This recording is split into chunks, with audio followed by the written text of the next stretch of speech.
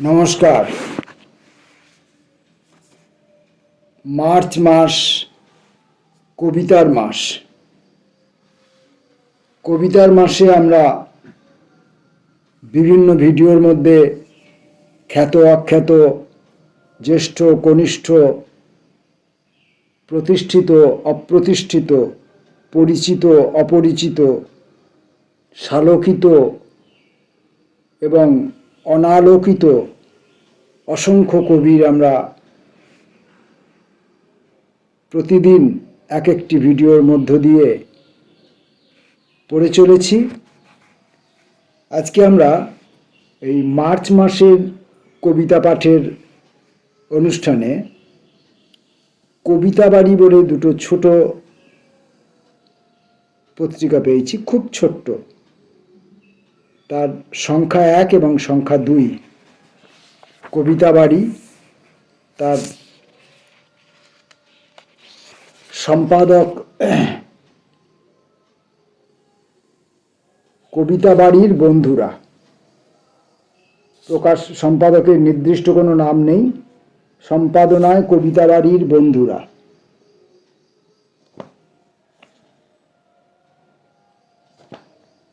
এইটুকু লেখা আছে, কবিতা বাড়ির বন্ধুরা। যাই হোক, সেখান থেকে আমরা কবিতা পড়ব 1 নম্বর সংখ্যা থেকে এবং 2 নম্বর সংখ্যা থেকে কয়েকটি কবিতা পড়ব।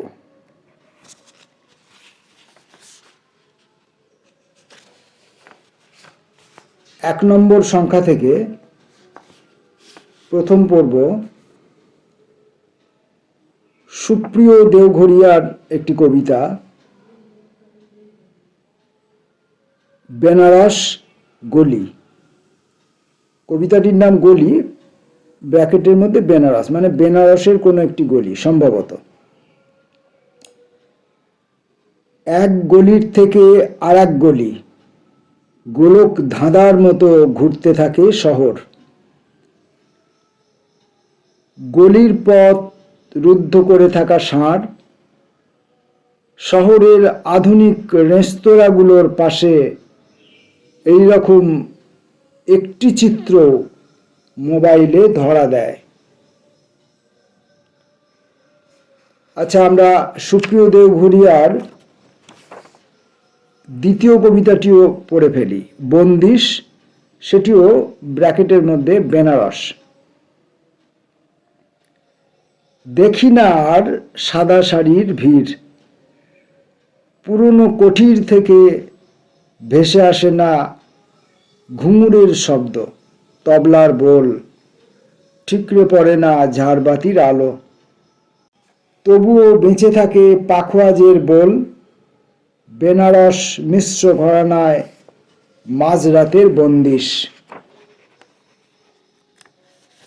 সুনীতি গাঁতাইতের একটি কবিতা পড়ব, বৈপরীত্য। তুমি রূপবতী বসন্ত, আমি হ্যাংলা পলাশ গন্ধহীন। রংহীন একটা রুমাল, মুছে গেছে স্বপ্ন ক্যানভাস। সীমানা চৌকাঠে রোদ্দুর পড়ে আছে, ভাঙা চাঁদের কপালে রাখি তবু টিপ। জীবনের রং তুলি, হারানো সমূহ অসুখ। জীবনের রং তুলি, হারানো সমূহ অসুখ।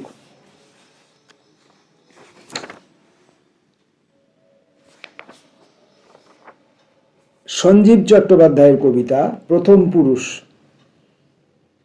একটা মানুষ কবে বড় হয়ে ওঠে, কখন তার নাভিমূলে জেগে ওঠে সমস্ত ঋতু।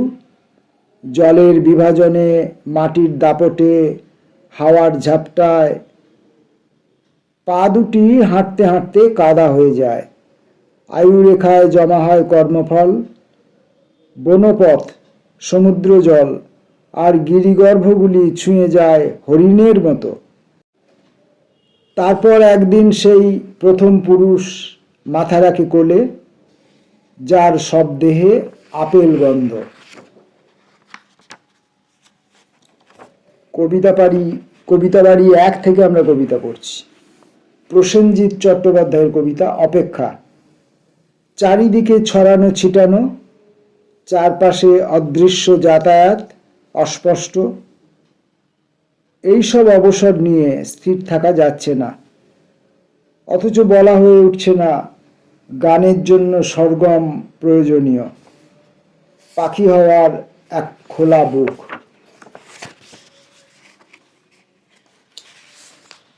পার্বতী রায়ের কবিতা অতিক্রান্ত। দুঃখ শাখায় ঝুলে আছে প্রতিস্পর্ধী ঢেউ, অতিক্রান্ত সময় রেখা। পাশ ফেরা রাত্রিরা কাছে ডাকছে, অসংযমী একটি সেতু জাগছে মনে মনে। একা একা ডেকে যাওয়া পাখিটির ডাক ক্রমশ মৃদু হয়ে ছুঁয়ে যাচ্ছে হাসপাতাল। এখন ভোর বললেই সেই সৌর হাসিটির কথা মনে পড়ে।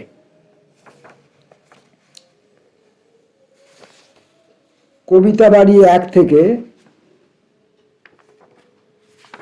শেষ কবিতাটি পড়ব, পূর্ণচন্দ্র মুখোপাধ্যায়ের লেখা শব্দাঞ্জলি। শব্দ ছাড়া সমস্ত উপহারই অস্থায়ী, সব উপহারই একসময় উধাও বিবাগী মেঘ, বিব্রত অস্তিত্ব নিয়ে আগামীর লাঞ্ছনা। সময় যে নিষ্ঠুর, নির্বিকার, নিরাসক্ত। একমাত্র শব্দ থাকে অতল গভীরে, সমুদ্রের তলদেশে বয়ে যাওয়া স্রোত। ঋতুছন্দে মনের চৌকাঠে সে জাগ্রত চৌকিদার, অভিসার সম্মেলনে সে শরীর হয়ে ওঠে। তোমাকে তাই এক রেকাবি শব্দ দিতে চাই। কবিতা বাড়ি 1 নম্বর সংখ্যা থেকে এই কয়েকটি কবিতা পড়লাম। একই সঙ্গে মার্চ মাস কবিতার মাসে, মার্চ মাসের কবিতা পাঠের অনুষ্ঠানে আমরা এই কবিতা বাড়ি পুস্তিকাটারই, ছোট পত্রিকাটারই সংখ্যা 2 নম্বর সংখ্যা থেকে কয়েকটি কবিতা পড়ব। প্রথম কবিতার নাম নিবেদিতা আচার্য, কলকাতার আত্মহারা সন্ধে।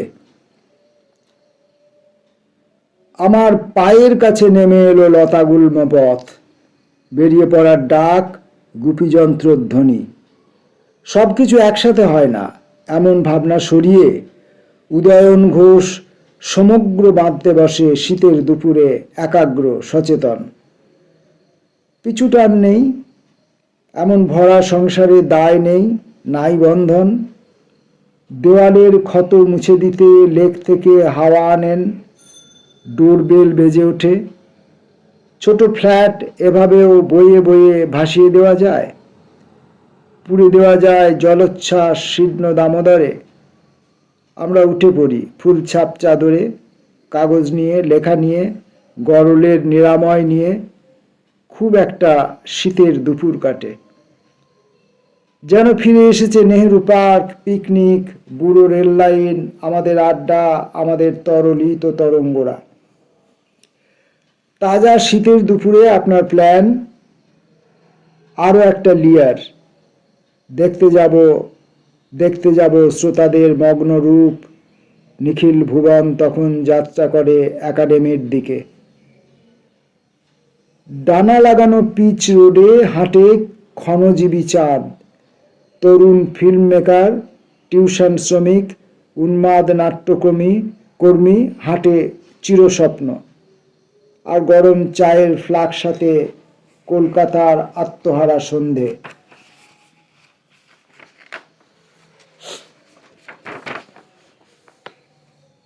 কবির নাম শান্তম, অন্নদামঙ্গল। পাটনি ঈশ্বরী, উনুন দেবতা হয়ে স্পর্শ করে জলের ভেতর। ঋতু স্নান শেষ হলে হে চাউল দুগ্ধবতী হও, নত হও ওই শিশুটির মুখে। দুঃখিনী সবর।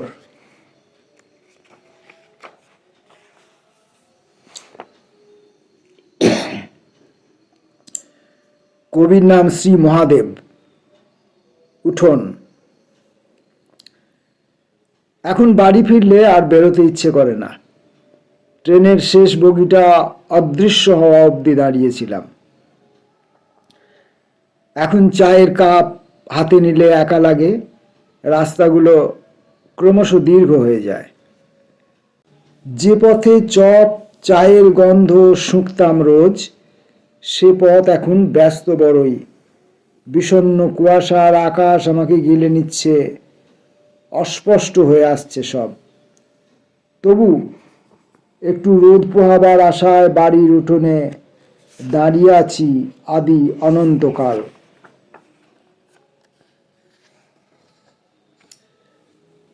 কল্যাণ চট্টোপাধ্যায়ের কবিতা পৃক্ত। তুমি আঘাত না করলে কি করে গভীর হবে ভালোবাসা? উত্তর স্থির ও প্রাজ্ঞ, প্রৌঢ় হয়েছে মন। প্রৌঢ়ই কি? অবিচল তোমার হৃদয়ের কাছে আমার এতকালের অরণ্য, সবুজ পাতা পাতায় পাতায় পাতায় প্রতিদিন সকালের সূর্যরশ্মি এঁকে দিয়ে যায় যৌবন বেলা। এখনো থামেনি খেলা, রক্তের ভেতরে প্রেম সৃষ্টি লেখে, টান ও আকর্ষণ।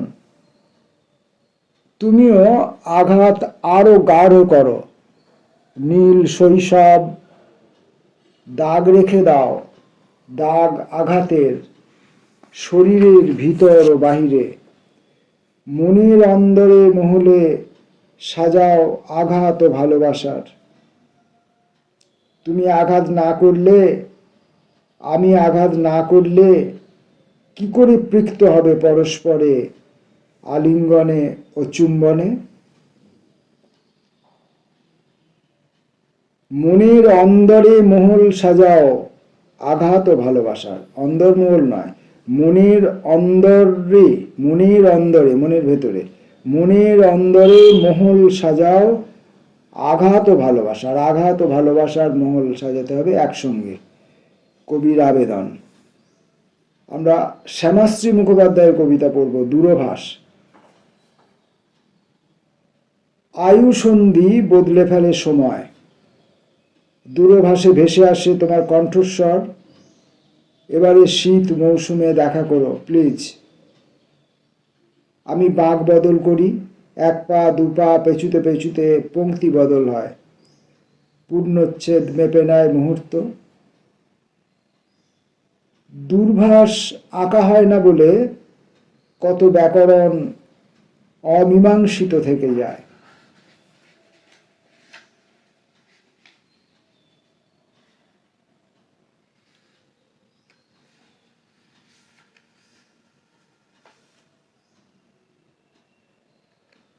আমরা কবিতা বাড়ি 2 নম্বর সংখ্যা থেকে কবিতা পড়ছি। আর একটি কবিতা পড়ব, কবি নয়ন রায়।